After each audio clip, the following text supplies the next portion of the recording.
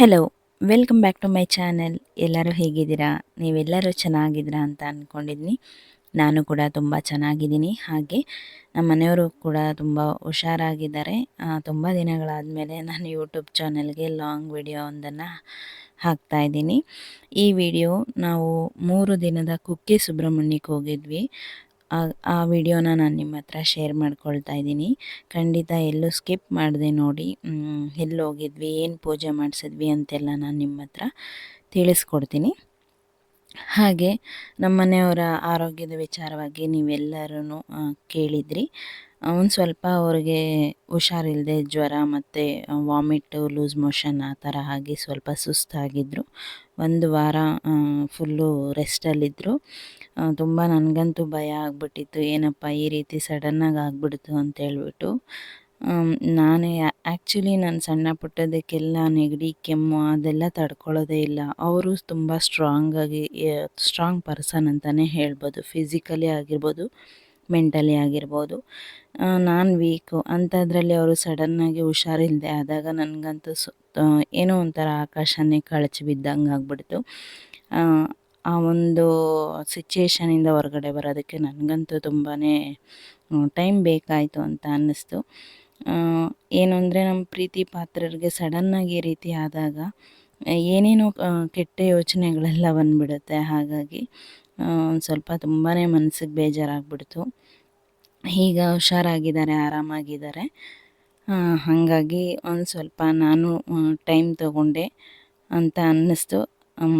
ಅದಾದಮೇಲೆ ಸಮ್ಮರ್ ಹಾಲಿಡೇಸಲ್ಲಿ ಚಾರ್ವಿನ ನಾನು ಸಮ್ಮರ್ ಕ್ಯಾಂಪ್ಗೆ ಹಾಕಿದಾಗ ತುಂಬ ಬಿಸಿಲಿತ್ತಲ್ವ. ಹಾಗಾಗಿ ಅವಳನ್ನು ಪಿಕಪ್ಪು ಡ್ರಾಪ್ ಮಾಡೋದ್ರಲ್ಲಿ ಮತ್ತು ನಮ್ಮ ಮನೆಯವ್ರಿಗೂ ಹುಷಾರಿಲ್ಲದೆ ಆದಾಗ ಇದೆಲ್ಲ ನನಗೊಂಥರ ಸ್ಟ್ರೆಸ್ ಅಂತ ಅನ್ನಿಸ್ಬಿಡ್ತು. ಹಾಗಾಗಿ ನಾನು ಸ್ವಲ್ಪ ಬ್ರೇಕನ್ನು ತಗೊಂಡಿದ್ದೆ.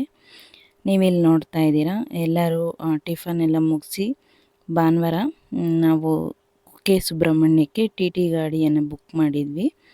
ಅದು ಪಿಕಪ್ ಮಾಡೋದಕ್ಕೆ ಬಂದಿತ್ತು. ಹಾಗಾಗಿ ಅದಕ್ಕೆಲ್ಲ ನಮ್ಮ ಅತ್ತೆ ಪೂಜೆ ಮಾಡ್ತಾ ಇದ್ದಾರೆ.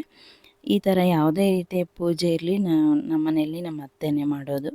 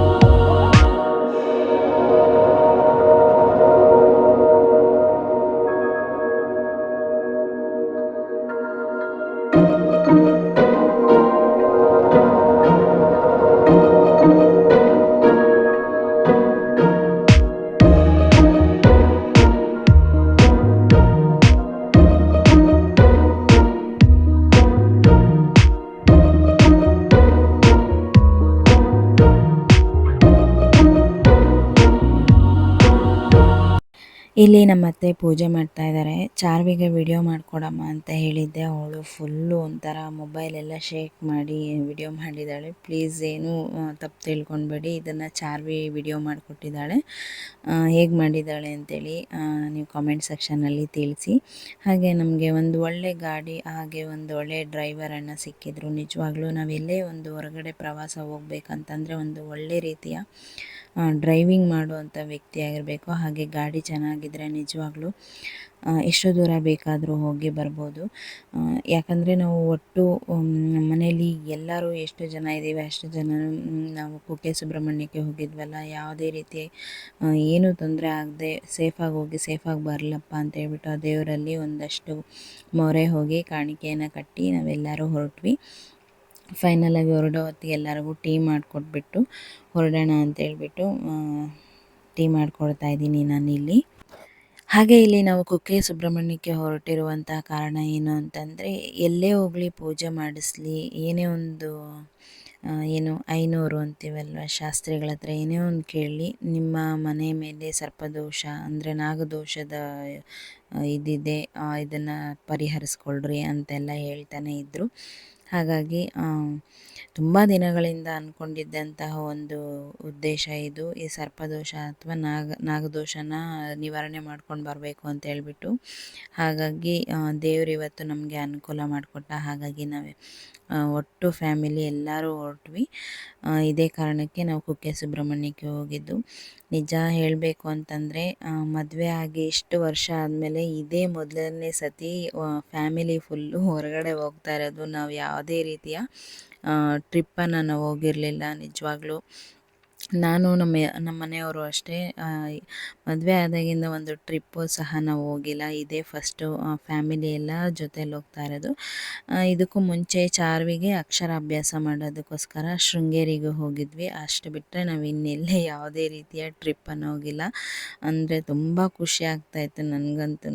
ಇಷ್ಟು ವರ್ಷ ಆಯಿತಾ ನಾವು ಟ್ರಿಪ್ ಹೋಗೋದಕ್ಕೆ ಅಂತೇಳ್ಬಿಟ್ಟು. ಆದರೂ ಇದು ದೇವ್ರ ಕಾರ್ಯ ಮಾಡೋಕ್ಕೋಸ್ಕರ ಹೋಗ್ತಾ ಇದ್ವಲ್ಲ, ಎಲ್ಲೂ ಹೋಗಲಿಲ್ಲ. ಜಸ್ಟ್ ಡೈರೆಕ್ಟಾಗಿ ಕುಕ್ಕೆಗೆ ಹೋದ್ವಿ. ಕುಕ್ಕೆಯಿಂದ ಡೈರೆಕ್ಟಾಗಿ ವಾಪಸ್ ಮನೆಗೆ ಬಂದ್ವಿ. ಇನ್ನೇನು ಎಂಜಾಯ್ಮೆಂಟ್ ಅನ್ನೋದು, ಹೊರಗಡೆ ಪ್ಲೇಸಸ್ ನೋಡೋದು ಅನ್ನೋದು ಏನೂ ಇರಲಿಲ್ಲ. ಬಟ್ ಫ್ಯಾಮಿಲಿ ಎಲ್ಲ ಜೊತೇಲಿ ಹೋದ್ವಲ್ಲ, ಅದೊಂದು ಖುಷಿ ಇತ್ತು. ನಮ್ಮ ಮನೆಯವರಂತೂ ನಿನ್ನ ಮದುವೆ ಆದಾಗಿಂದ ನಾನು ಎಲ್ಲೂ ಹೊರಗಡೆ ಕರ್ಕೊಂಡು ಹೋಗೋಕ್ಕಾಗಲಿಲ್ಲ ಅಂತೇಳ್ಬಿಟ್ಟು ಅವರು ತುಂಬ ಫೀಲ್ ಮಾಡ್ಕೊತಾ ಇದ್ರು. ಬಟ್ ಇಟ್ಸ್ ಓಕೆ, ಮುಂದೆ ಇನ್ನೂ ಟೈಮ್ ಇದೆ, ಹೊರಗಡೆ ಹೋಗುವಂಥ ಟೈಮ್ ಇದೆಯಲ್ಲ, ಹೋಗಿ ಬರ್ಬೋದು ಅಂತೇಳಿ ನಾವು ಮಾತಾಡ್ಕೊಳ್ತಾ ಇದ್ವಿ. ನಾನು ನಮ್ಮ ಮನೆಯವರು ಜೊತೆಯಲ್ಲಿ ಕೂತ್ಕೊಂಡು, ನನಗೆ ಜಾಗ ಇಲ್ಲ, ನಮ್ಮಪ್ಪ ನಮ್ಮಮ್ಮ ನನ್ನನ್ನು ಕೂರಿಸ್ಕೊಂಡಿಲ್ವ ಅನ್ನೋ ಒಂಥರ ಮನಸ್ಸಲ್ಲೇ ಅವಳು ಅಂದ್ಕೊತಿದ್ಲು. ಪಾಪ ನಮಗೆ ನಮ್ಮ ಹತ್ರ ಡೈರೆಕ್ಟಾಗಿ ಹೇಳಲಿಲ್ಲ. ಅವರಪ್ಪ ಕೂತ್ಕೊಮ್ಮ ಆರಾಮಾಗಿ ಅಲ್ಲೇ, ಇಲ್ಲಿ 3 ಜನ ಸಾಕಾಗಲ್ಲ ಅಂದ್ಬಿಟ್ಟು ಅವಳನ್ನು ಒಂದು ಸಪ್ರೇಟ್ ಸೀಟಲ್ಲಿ ಕೂರಿಸಿದ್ರು. ಬಟ್ ಅವಳಿಗೆ ಅಲ್ಲಿ ಕೂತ್ಕೊಳ್ಳೋಕ್ಕೆ ಇಂಟ್ರೆಸ್ಟ್ ಇರಲಿಲ್ಲ. ಬಂದು ನಮ್ಮ ಪಕ್ಕನೇ ನಿಂತ್ಕೊಂಡು ನೋಡ್ತಿದ್ಲು. ಬಟ್ ಕೂತ್ಕೊಳ್ತೀನಿ ಅಂತಲೂ ಕೇಳ್ತಿಲ್ಲ. ಈ ಕಡೆ ಅವಳು ಒಂದು ಸಪ್ರೇಟಲ್ಲಿ ಸೀಟಲ್ಲಿ ಕೂತ್ಕೊಳ್ಳಲಿಲ್ಲ. ಆಮೇಲೆ ಅವರು ಚಿಕ್ಕಪ್ಪ ಅಂದರೆ ನನ್ನ ಮೈದನ ಜೊತೆ ಕೂತ್ಕೊಂಡು ಆಮೇಲೆ ಅವಳು ಟೈಮ್ ಸ್ಪೆಂಡ್ ಮಾಡಿದ್ಲು.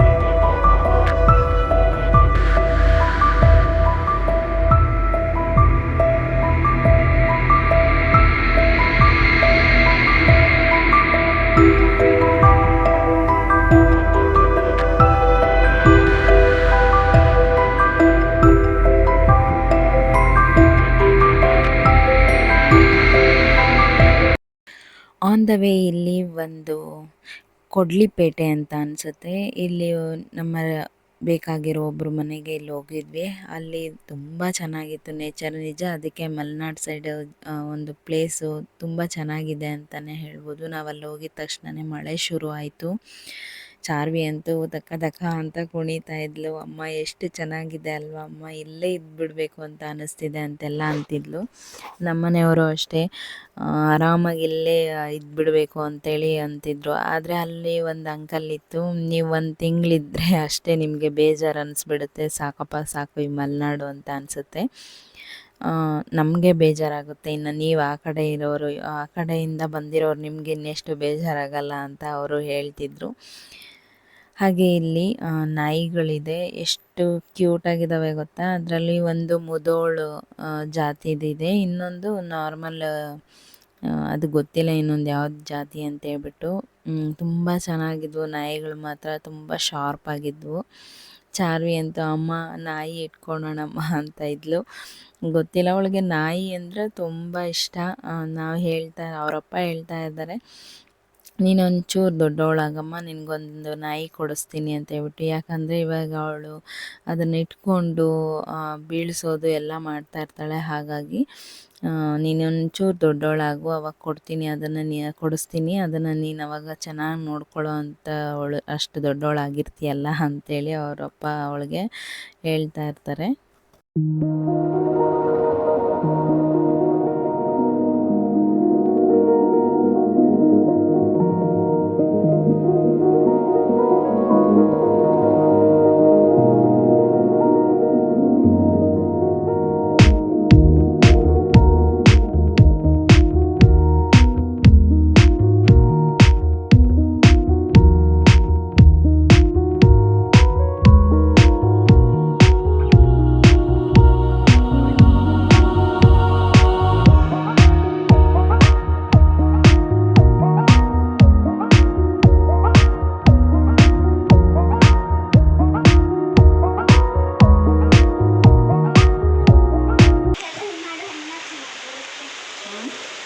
ಸ್ಲೋ ಏನಕ್ಕೆ ಚಿನ್ನಿ ಇಲ್ಲೇ ಇದ್ಬಿಡೋಣ. ಮಲೆನಾಡು ಈ ಕಡೆ ಎಲ್ಲ ಹಾವು ಇರುತ್ತೆ ಅನ್ಕೊಂತೀವಿ. ಹಾಗೆಲ್ಲ ಒಂದೊಂದು ಹಾವು ಇರುತ್ತೆ ಅವಕ್ಕೂ ನಮ್ಮ ನೋಡಿ ಅವಕ್ಕೆ ತುಂಬ ಭಯನೇ ಅವಕ್ಕೆ.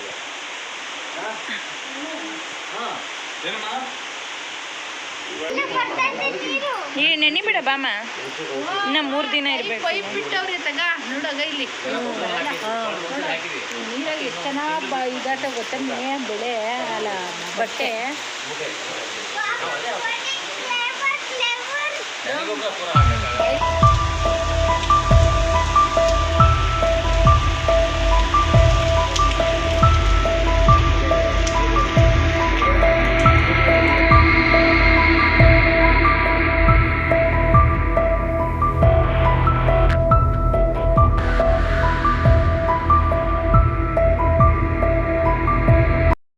ಅವ್ರ ಮನೆಯಲ್ಲಿ ಹಸು ಇತ್ತು. ಹಸು ಮೇ ಬಿ 3 ಡೇಸ್ ಆಗಿತ್ತು ಅಂತ ಅನಿಸುತ್ತೆ ಕರು ಹಾಕಿ. ಎಷ್ಟು ಮುದ್ದಾಗಿತ್ತು ಅಂತಂದರೆ, ನಮ್ಮ ಮನೆಯಲ್ಲೂ ಹಸು ಇದ್ದಾವಲ್ಲ, ಅಲ್ಲಿ ಹೋಗಿದ ತಕ್ಷಣನೂ ಹಸುಗಳೇ ಕಾಣಿಸ್ತು. ಎಷ್ಟು ಖುಷಿ ಅನ್ನಿಸ್ತು. ಮಲೆನಾಡಲ್ಲೂ ಏನಂತಾರೆ ಅಂದರೆ ಅದಕ್ಕೆ ಮಲೆನಾಡು ಗಿಡ್ಡ ಅಂತ ಕರೀತಾರಂತೆ ಆ ಹಸುಗೆ. ಅವೆಲ್ಲ ನಾಟಿ ಹಸು ಥರ. ನಮ್ಮ ಮಾವ ಅಂತೂ ತುಂಬ ಆಸೆ ಪಟ್ಬಿಟ್ಟಿದ್ರು, ಈ ಥರದ್ದೊಂದು ನಮ್ಮ ಕಡೆನೂ ಒಂದು ಸಾಕ್ಕೊಳ್ಬೇಕು, ನಾವು ಒಂದು ತೊಗೊಂಡೋಗ್ಬೇಕು ಅಂದ್ಬಿಟ್ಟು. ನೀವು ಅಲ್ಲಿ ನೋಡ್ತಾ ಇದ್ರೆ ಕೆರೆಯಲ್ಲೂ ಹಸುಗಳು ಮೇಯ್ತಾ ಇದ್ದಾವೆ. ನಮ್ಮ ಮಾವನಿಗೆ ಬರೀ ಹಸುಗಳ ಮೇಲೇ ಕಣ್ಣಿತ್ತು. ಈ ಕಡೆ ತಗೊಂಡೋಗ್ಬೇಕು, ಎಷ್ಟಾಗುತ್ತೆ ಏನು ಅಂತೆಲ್ಲ ಕೇಳ್ತಾ ಇದ್ರು ಅವರನ್ನು. ಚೆನ್ನಾಗಿದ್ದಾವೆ ಅಂದರೆ ನಾಟಿ ಕ್ರಾಸ್ ಅಂತಾರಲ್ಲ ಆ ರೀತಿ. ಮತ್ತು ನಾವಲ್ಲಿ ಆ ಅಂಕಲ್ನ ಕೇಳ್ತಿದ್ವಿ, ಇಷ್ಟೊಂದು ಹಸಿರು ಮತ್ತು ಇಷ್ಟೊಂದು ಏನಂತಾರೆ ಅಂತಂದರೆ ಈ ಗಿಡಗಳೆಲ್ಲ ಇದ್ದಾವಲ್ಲ ಜಾಸ್ತಿ, ಹಾವೆಲ್ಲ ಬರಲ್ವಾ ಮನೆಗೆ ಅಂತ ಕೇಳಿದ್ರೆ, ಹಾವೇ ಇಲ್ಲ ಈ ಕಡೆ, ಇದ್ರೂ ನವಿಲುಗಳು ತಿಂದ್ಬಿಡ್ತವೆ, ನಮ್ಮ ಮನೆಗೆ ಹಾವು ಅನ್ನೋದೇ ನೋಡಲ್ಲ ನಾವು ಈ ಕಡೆ ಅಂತ ಹೇಳಿದ್ರು. ನಿಜ ನಂಗೊಂಥರ ಆಶ್ಚರ್ಯ ಆಯಿತು. ನಮ್ಮ ಕಡೆ ಏನಪ್ಪ ಎಲ್ಲಿ ನೋಡಿದ್ರೂ ಕಾಣಿಸ್ತೈತೆ, ಇಲ್ಲಿ ಇಷ್ಟೊಂದೆಲ್ಲ ಹಸಿರು ಗಿಡಗಳೆಲ್ಲ ಇದೆ, ಪೊದೆಗಳಿದೆ, ಹಾವೇ ಇಲ್ಲ ಅಂತಾರಲ್ಲ ಅಂತ ಅಂದೆ. ಹಾಗೆ ಇದು ಬಿಸಿಲೆ ಘಾಟು. ನಾವು ಇಳಿಲೇ ಇಲ್ಲ, ಅಷ್ಟೊಂದು ಮಳೆ, ಅಷ್ಟೊಂದು ಮಂಜು ಥರ ಕಾಣಿಸ್ತಿತ್ತು. ವ್ಯೂ ನೋಡಬೇಕು ಅಂತ ಅಂದ್ಕೊಂಡಿದ್ವಿ, ಬಟ್ ಅಲ್ಲಿ ಮೋಡ ಫುಲ್ ಆಗಿದ್ದಕ್ಕೆ ಏನು ಕಾಣಲ್ಲ. ಅದು ಸನ್ಸೆಟ್ಟು ಮತ್ತು ಸನ್ರೈಸ್ ಆ ಥರ ಎಲ್ಲ ಕಾಣುತ್ತೆ ಅಲ್ಲಿ. ಹೋಗೋಣ ಅಂತ ಅಂದ್ಕೊಂಡಿದ್ವಿ, ಬಟ್ ಅಲ್ಲಿ ಆಗಲಿಲ್ಲ. ಏನು ಅಂದರೆ ಫುಲ್ ಮಳೆ ಇತ್ತು, ಅದಕ್ಕೆ ನಾವು ಯಾರೂ ಇಳಿಲಿಲ್ಲ.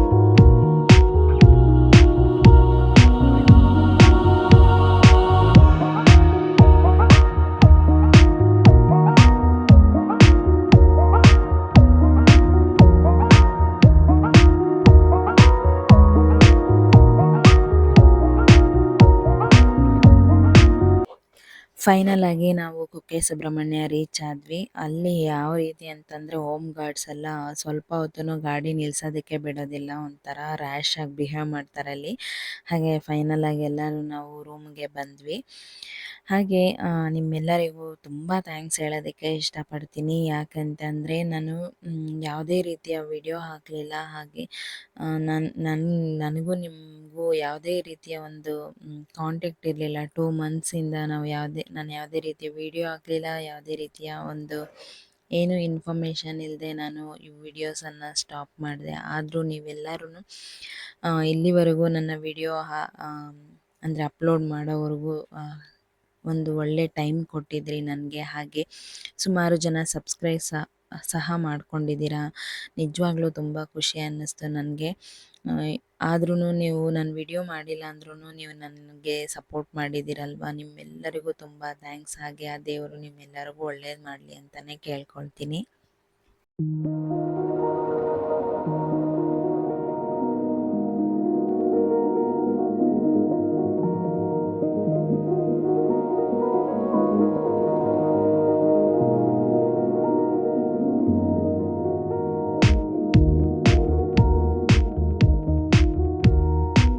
ನಾವು ದೇವ್ರ ದರ್ಶನಕ್ಕೆಲ್ಲ ಹೋಗಿ ಬಂದು ರೂಮಲ್ಲಿ ರೆಸ್ಟ್ ಮಾಡ್ತಾ ಇರೋ ಟೈಮಲ್ಲಿ ಚಾರ್ವಿಗೆ ಆನೆ ಕಾಣಿಸ್ಬಿಟ್ಟಿದೆ. ನನಗೆ ಗೊತ್ತಿಲ್ಲ, ಮೊಬೈಲ್ ತೊಗೊಂಬಂದು ಆನೆನ ವಿಡಿಯೋ ಮಾಡಿಕೊಂಡು, ಅಮ್ಮ ನಾನು ಇದರಲ್ಲಿ ಆನೆ ವಿಡಿಯೋ ಮಾಡಿದ್ದೀನಿ, ನೀನು ನೋಡಮ್ಮ ಅಂತ ಹೇಳಿದ್ಲು. ಈಗ ನಾನು ಎಡಿಟಿಂಗ್ ಮಾಡೋವಾಗಲೇ ನಾನು ನೋಡಿದ್ದು. ಹಾಗೆ ಪೂಜೆ ಸ್ಟಾರ್ಟ್ ಆದಮೇಲೆ ನಾವು ಈರುಳ್ಳಿ ಮತ್ತು ಬೆಳ್ಳುಳ್ಳಿ ಹಾಕಿರುವಂಥ ಪದಾರ್ಥಗಳು ಏನೂ ತಿನ್ನಬಾರ್ದಾಗಿತ್ತು. ಹಾಗಾಗಿ ನಾವು ಹಿಂದಿನ ದಿನವೇ ಚಾರ್ವಿ ನನಗೆ ಫ್ರೆಂಚ್ ಫ್ರೈಸ್ ಬೇಕು ಅಂತ ಹಠ ಮಾಡ್ತಿದ್ಲು. ಹಾಗಾಗಿ ಅವಳನ್ನೊಂದು ಫ್ರೆಂಚ್ ಫ್ರೈಸ್ ಶಾಪ್ಗೆ ಕರ್ಕೊಂಡೋಗಿದ್ವಿ. ಅಲ್ಲಿ ಏನು ಕಾಮಿಡಿ ಮಾಡಿದ್ಲು ಅಂತಂದರೆ, ಏನು ಬೇಕು ಅಂತ ಕೇಳಿದ್ರು ಅವರು. ಫ್ರೆಂಚ್ ಫ್ರೈಸಲ್ಲಿ ವೆರೈಟೀಸ್ ಇತ್ತು, ಮಸಾಲೆ, ಪ್ಲೈನು ಆ ಥರ ಎಲ್ಲ ಇತ್ತು. ನನಗೆ ಬರ್ಗರ್ ಬೇಕು ಅಂತ ಕೇಳಿದ್ಲು ಅವಳು. ಸರಿ, ಯಾವ್ದು ಬೇಕು ಅಂತ ಅವ್ರು ಕೇಳಿದ್ರೆ ಅವಳು ನನಗೆ ಚಿಕನ್ ಬರ್ಗರ್ ಬೇಕು ಅಂತಂದ್ಲು. ನಾನು ಚಾಮಿ ಮಾಡಿಸ್ತಾ ಇದ್ದೀವಿ ಅಂದರೆ ದೇವರು ಪೂಜೆ ಮಾಡಿಸ್ತಾ ಇದ್ದೀವಿ, ಅದೆಲ್ಲ ತಿನ್ನಬಾರ್ದಮ್ಮ ಅಂತ ನಾನಂದೆ. ಅದಕ್ಕೆ ಅವ್ರು ಹೇಳಿದ್ರು ಜೋರಾಗಿ ನಕ್ಬಿಟ್ಟು, ಇರಲಿ ಪರವಾಗಿಲ್ಲ, ಅದೆಲ್ಲ ಇಲ್ಲೆಲ್ಲ ಸಿಗೋದು ಇಲ್ಲ ಬಿಡಿ ಅಂತ ಹೇಳ್ಬಿಟ್ಟು ಅವರು ಜೋರಾಗಿ ನಗ್ತಾನೆ ಇದ್ದರು.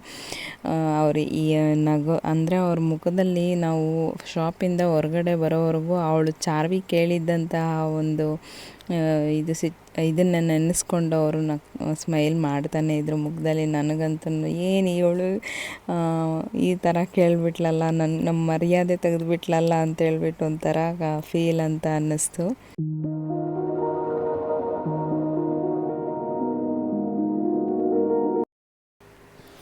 ಹಾಗೆ ಇದು ನೆಕ್ಸ್ಟ್ ಡೇ ಬೆಳಗ್ಗೆನೇ ಎಲ್ಲರೂ ಅಂದರೆ 6 ಗಂಟೆಗೇ ಪೂಜೆಗಿರಬೇಕು ಅಂತ ಹೇಳಿದರು. ಎಲ್ಲರೂ ಎದ್ದು ಫ್ರೆಶ್ ಅಪ್ ಆಗಿ ಎಲ್ಲ ರೆಡಿಯಾಗಿ ನಿಂತಿದ್ವಿ. ಅಲ್ಲಿ ಪಾರಿವಾಳಗಳಿಗೆ ಅಲ್ಲೊಂದು ಅಂಕಲ್ಲು ಅಂದರೆ ಮೇವನ್ನು ಹಾಕ್ತಾಯಿದ್ರು. ಅಲ್ಲೊಂದು ಪಾಪು ಇತ್ತು, ಅದನ್ನು ಪಾರಿವಾಳಗಳನ್ನು ಜೋರಾಗಿ ಬಂದು ಓಡಿಸೋದೆಲ್ಲ ಮಾಡ್ತಿದ್ದು. ಅದು ಒಂದೇ ಸರಿಯಾಗಿ ಎಲ್ಲ ಎದ್ದು ಹಾರ್ಕೊಂಡು ಹೋಗುತ್ತಲ್ಲ, ಅದನ್ನು ನೋಡೋದೇ ಒಂದು ಚೆಂದ. ಹಾಗೆ ದನ ಕರುಗಳು ಅಷ್ಟೇ, ಅಲ್ಲಿ ಕೈಗೇ ಸಿಗ್ತಾ ಇರ್ತವೆ, ಕಾಲ್ಗೆ ಸಿಗ್ತಾ ಇರ್ತವೆ. ಗೋವುಗಳನ್ನು ನಿಜವಾಗ್ಲೂ ಕೈ ಮುಗಿದು ನಾವು ಪ್ರಾರ್ಥನೆ ಮಾಡ್ಕೊಳ್ಬೇಕು. ಗೋಮಾತೆ ತುಂಬ ಪವಿತ್ರ ಅಲ್ವಾ. ಹಾಗಾಗಿ ನೋಡ್ತಾ ಇದ್ದೀರಾ ನೀವು, ಪಾರಿವಾಳಗಳೆಲ್ಲ ಎಷ್ಟು ಚೆನ್ನಾಗಿ ಎದ್ದು ಓಡ್ತಾ ಇದ್ದಾವೆ.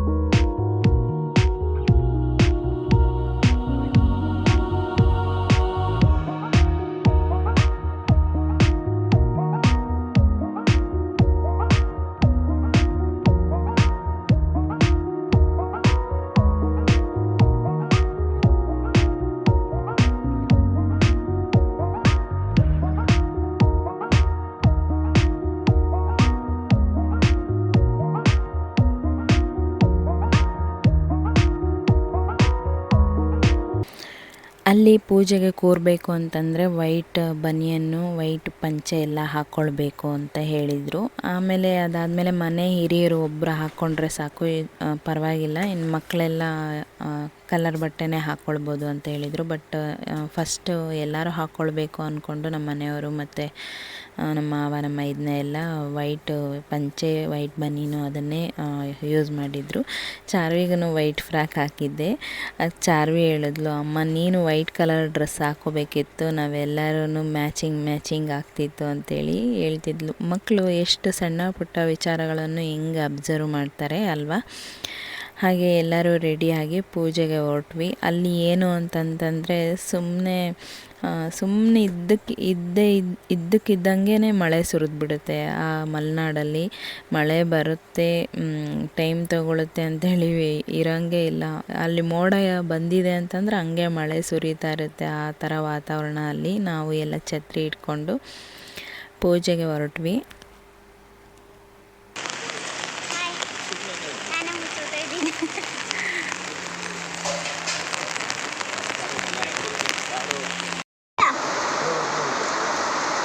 ಅಬ್ಬಾ ಏನು ಸುರಿತೈತೆ.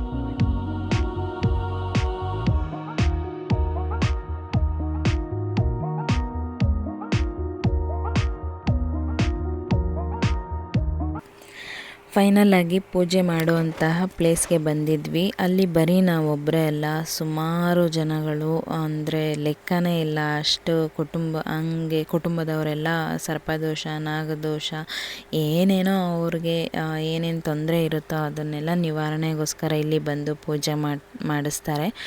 ಹಾಗೆ ಥಂಡಿ ಅಲ್ವಾ ಆ ಕಡೆ, ಪಾಪ ನಮ್ಮ ಅತ್ತೆಗೆ ಆಸ್ತಮಾ ಇದೆ, ಹಾಗಾಗಿ ಅವ್ರಿಗೆ ಸಡನ್ನಾಗಿ ತಲೆನೋವೇ ಸ್ಟಾರ್ಟ್ ಆಗಿಬಿಟ್ಟಿತ್ತು.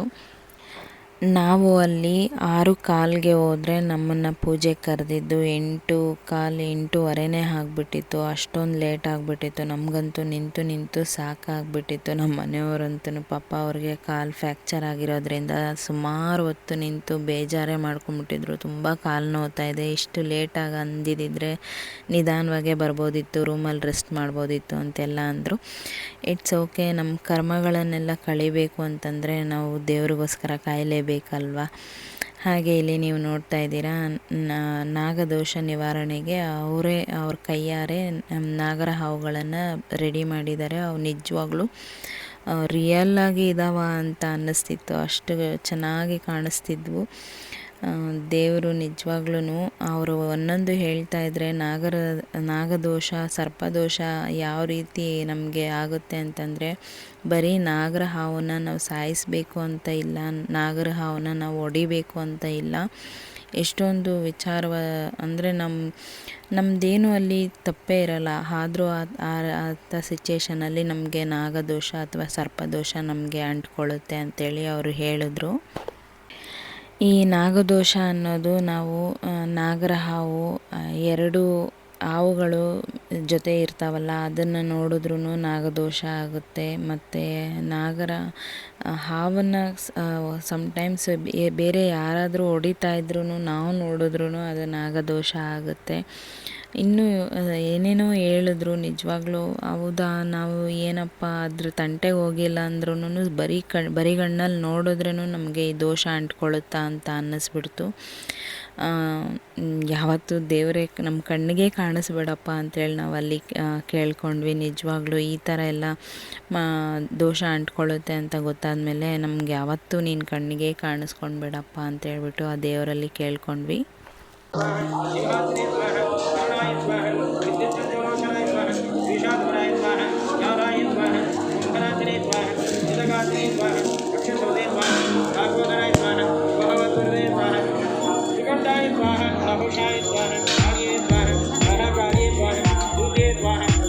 स्वाहा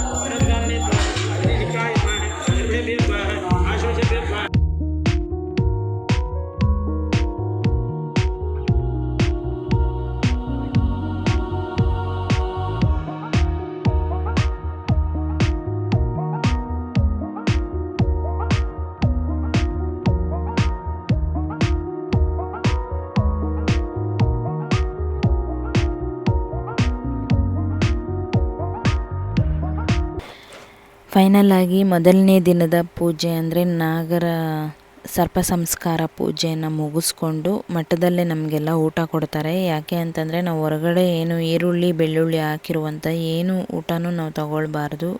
3 ಹೊತ್ತು ಮಠದಲ್ಲೇ ಊಟ ಕೊಡ್ತಾರೆ. ನಾವು ಮಠದಲ್ಲೇ ಊಟ ಮಾಡಬೇಕು. ಅವರು ಯಾವುದೇ ರೀತಿ ಈರುಳ್ಳಿ ಬೆಳ್ಳುಳ್ಳಿಯನ್ನು ಬಳಸೋದಿಲ್ವಲ್ಲ ಬ್ರಾಹ್ಮಣರು, ಅದೇ ಊಟನ ನಮಗೂ ಕೊಡ್ತಾರೆ. ನಾವು ಮಾಡಿರುವಂಥ ಪೂಜೆ ಪ್ರತಿಫಲ ಸಿಗಬೇಕು ಅಂತಂದರೆ ಈ ರೀತಿ ಎಲ್ಲ ಪಾಲನೆ ಮಾಡಲೇಬೇಕು. ಹಾಗೆ ಇಲ್ಲಿ ಬೆಳಗಿನ ತಿಂಡಿಗೆ ನುಚ್ಚಕ್ಕಿ, ಉಪ್ಪಿಟ್ಟು ಮತ್ತು ಅವಲಕ್ಕಿ, ಕಾಫಿ ಎಲ್ಲ ಕೊಡ್ತಾರೆ. ಚೆನ್ನಾಗಿತ್ತು. ಬಟ್ ಚಾರ್ವಿ ಅಂತೂ ಒಂದು ತುತ್ತು ತಿನ್ನಲಿಲ್ಲ. ತುಂಬ ಹಠ ಮಾಡಿಬಿಟ್ಲು, ನಂಗೆ ಊಟ ಬೇಡ ಅಂತ ಹೇಳ್ಬಿಟ್ಟು 1 ಗ್ಲಾಸ್ ಕಾಫಿ ಕುಡಿದ್ಲು ಅಷ್ಟೇ ಪಾಪ.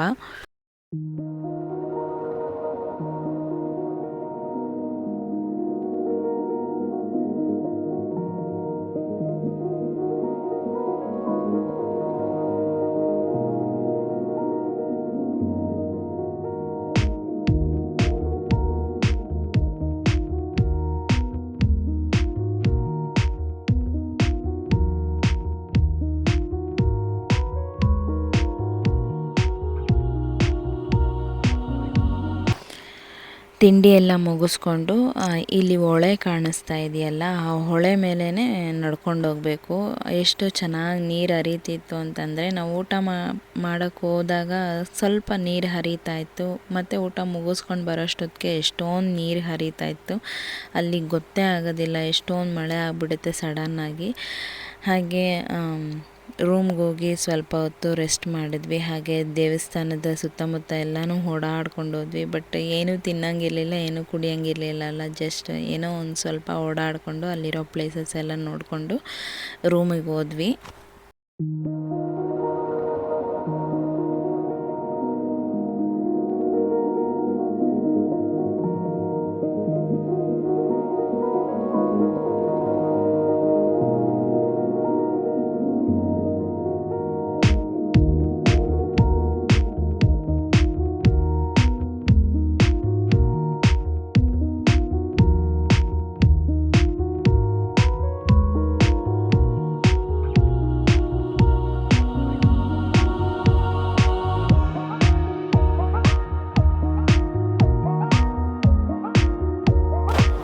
ಹಾಗೆ ಮಧ್ಯಾಹ್ನದ ಊಟನೂ ಮುಗಿಸಿದ್ವಿ. ಮಧ್ಯಾಹ್ನ ಅನ್ನ ಸಾಂಬಾರು, ಅನ್ನ ಮಜ್ಜಿಗೆ, ಕೇಸರಿ ಬಾತು ಈ ರೀತಿ ಎಲ್ಲ ಕೊಡ್ತಾರೆ. ಬಟ್ ನಾನು ಅದು ಯಾವುದೇ ರೀತಿಯ ವಿಡಿಯೋ ಮಾಡಿರಲಿಲ್ಲ.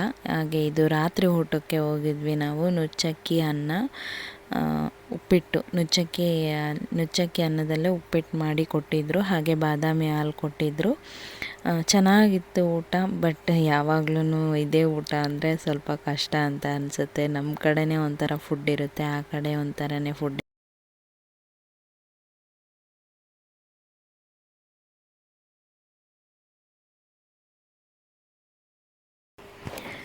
ಹಾಗೆ ಇದು next day morning. First day ಪೂಜೆ ಏನಾಗಿರುತ್ತೆ, ಸರ್ಪ ಸಂಸ್ಕಾರ ಆಗಿರುತ್ತೆ. ಹಾಗೆ ಇದು ಸರ್ಪ ಸಂಸ್ಕಾರ ಆಗಿದ್ದು ನೆಕ್ಸ್ಟ್ ಡೇ ಅದಕ್ಕೆ ಪಿಂಡ ಇಡೋದು ಅಂತಾರೆ, ಮತ್ತು ಮೋಕ್ಷ ಕೊಡೋದು ಅಂತಾರಲ್ವ, ಹಾಗೆ ಆ ಪೂಜೆ ಇರುತ್ತೆ. ಆಮೇಲೆ ಆಶ್ಲೇಷ ಪೂಜೆ ಇತ್ತು, ಅದನ್ನು ಸಹ 2 ಪೂಜೆನೂ ಒಂದೇ ದಿನವೇ ಮಾಡ್ತಾರೆ. ಹಾಗಾಗಿ ಎಲ್ಲರೂ ರೆಡಿಯಾಗಿ ಹೊರಟ್ವಿ. ಬೆಳಗ್ಗೆ ಇದು 5 ಗಂಟೆಗೇ ಪೂಜೆ ಇತ್ತು. ಆವಾಗ್ಲೂ ಸಹ ಫುಲ್ಲು ಮಳೆ. ಆ ಕಡೆ ಈ ಕಡೆ ಎಲ್ಲ ನೋಡಿದ್ರೂ ಮಲೆನಾಡು ಗಿಡ್ಡಗಳು ಅಂದರೆ ಹಸುಗಳೇ ಮಲ್ಕೊಂಡಿತ್ತು. ಎಷ್ಟು ಚೆಂದ ಅನ್ನಿಸ್ತಿತ್ತು ಅಂತಂದರೆ ನೋಡೋದೇ ಒಂದು ಖುಷಿ ಅಂತ ಅನ್ನಿಸ್ತಾ ಇತ್ತು.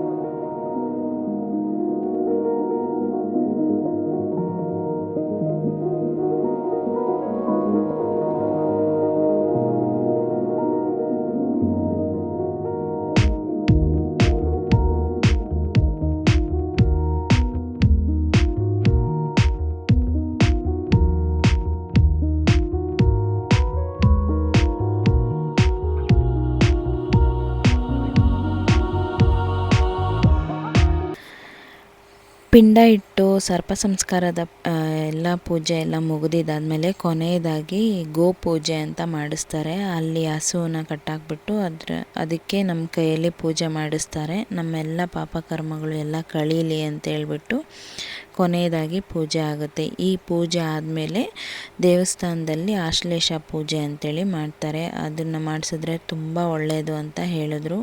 ಅಂದರೆ ಅಲ್ಲಿ ಐನೋರು ಕೊನೆ ಪೂಜೆ ಅದೇ ಆಗಿರುತ್ತೆ. ಆ ಪೂಜೆನೆಲ್ಲ ಮುಗಿಸ್ಕೊಂಡು ದೇವ್ರ ದರ್ಶನ ಮಾಡಿ ಮತ್ತೆ ಎಲ್ಲೂ ಹೋಗಬಾರ್ದು, ನಾವು ಸೀದಾ ಮನೆಗೆ ಹೋಗಬೇಕು. ಆಗಲೇ ನಾವು ಮಾಡಿಸೋಂಥ ಪೂಜೆಗೆ ಫಲ ಸಿಗೋದು ಅಂತಲೂ ಅಲ್ಲಿ ಪೂಜಾರರು ಹೇಳಿದ್ರು.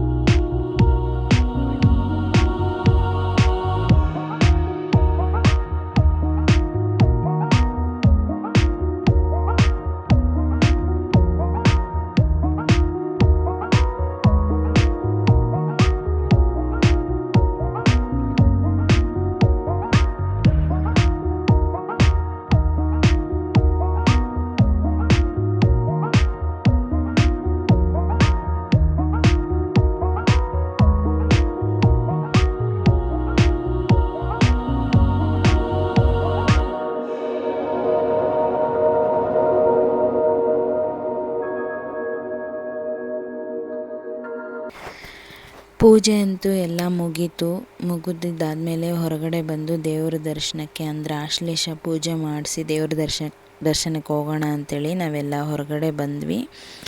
ಪೂಜೆ ಅಂತೂ ಮಾಡಿಸಿದ್ದೀವಿ. ದೇವರು ಎಲ್ಲಿಂದ ಆಚೆಗಾದರೂ ನಮ್ಮೆಲ್ಲರಿಗೂ ಒಳ್ಳೇದು ಮಾಡ್ತಾನೆ, ಹಾಗೆ ನಮ್ಮ ಕುಟುಂಬದ ಮೇಲೆ ಇರುವಂತಹ ಕೆಟ್ಟ ದೃಷ್ಟಿಗಳೆಲ್ಲ ಹೋಗುತ್ತಾ ಅಂಥೇಳಿ ಖಂಡಿತವಾಗಿಯೂ ನೋಡಬೇಕು.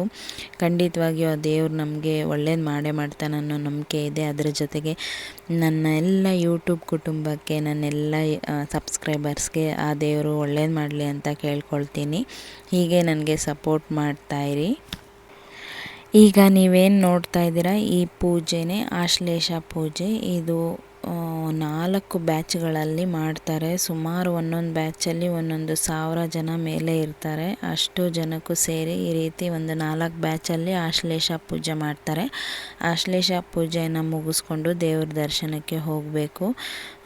ಎಲ್ಲ ಕಡೆನೂ ಪೂಜೆಗಳು ತುಂಬ ಚೆನ್ನಾಗಾಯಿತು, ಅದೇ ಒಂದು ಖುಷಿ.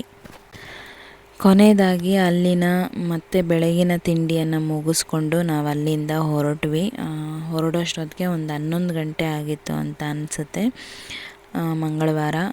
ಯಾಕಂತಂದರೆ ಮತ್ತೆ ಅಲ್ಲೇ ಲೇಟ್ ಆದರೆ ಮತ್ತೆ ನೈಟ್ ಲೇಟ್ ಆಗುತ್ತೆ, ರೆಸ್ಟ್ ಮಾಡಿ ನೆಕ್ಸ್ಟ್ ಡೇ ನಾವು ಡ್ಯೂಟಿಗೆ ಹೋಗೋದಕ್ಕೆ ತುಂಬ ಕಷ್ಟ ಆಗುತ್ತೆ ಅಂತೇಳ್ಬಿಟ್ಟು ನಾವು ಅಲ್ಲೆಲ್ಲೂ ಟೈಮ್ ವೇಸ್ಟ್ ಮಾಡದೆ ಪೂಜೆಯನ್ನು ಮುಗಿಸ್ಕೊಂಡು ತಿಂಡಿ ಮಾಡಿಕೊಂಡು ನಾವು ರಿಟರ್ನ್ ಆದ್ವಿ. ಹಾಗೆ ರಿಟರ್ನ್ ಆಗೋವಾಗ ಹಾಸನದವರೆಗೂ ಫುಲ್ಲು ಮಳೆನೇ ಇತ್ತು. ಅಲ್ಲಲ್ಲಿ ಹೊಳೆಗಳು ಹರಿತಾನೆ ಇದ್ವು, ಎಷ್ಟೊಂದು ನೀರು. ಆ ಕಡೆ ವಾತಾವರಣನೇ ಒಂಥರ ಚಂದ.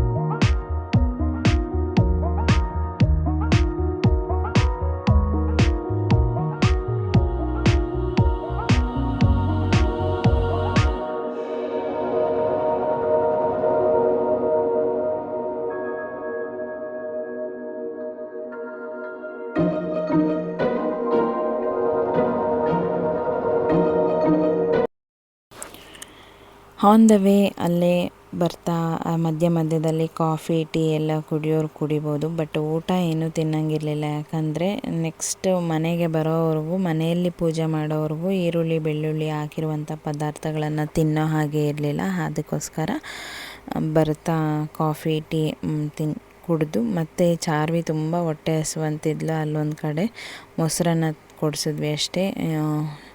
ಈ ರೀತಿ ಆಗಿತ್ತು ನಮ್ಮ ಟ್ರಿಪ್. ಹೇಗೆ ಅನ್ನಿಸ್ತು ಅಂತೇಳಿ ಕಾಮೆಂಟ್ ಸೆಕ್ಷನ್ನಲ್ಲಿ ತಿಳಿಸಿ. ಹಾಗೆ ಹೀಗೆ ಸಪೋರ್ಟ್ ಮಾಡ್ತಾಯಿರಿ. ಮುಂದೆ ಒಂದು ಒಳ್ಳೆಯ ವಿಡಿಯೋ ಮೂಲಕ ಮತ್ತೆ ಸಿಗ್ತೀನಿ. ಅಲ್ಲಿವರೆಗೂ ಹೀಗೆ ಸಪೋರ್ಟ್ ಮಾಡಿರಿ. Thank you so much.